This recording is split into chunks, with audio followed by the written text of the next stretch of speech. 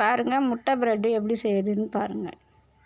கொஞ்சம் பெரிய வெங்காயம் கொஞ்சம் எடுத்து கட் பண்ணிக்கணும். கொஞ்சம் பச்சை மிளகா, கொஞ்சம் புதினா இதெல்லாம் போட்டு கட் பண்ணி வச்சுக்கிட்டு மிக்ஸி ஜார் எடுத்து அந்த மிக்ஸி ஜாரில் போட்டுக்கணும்.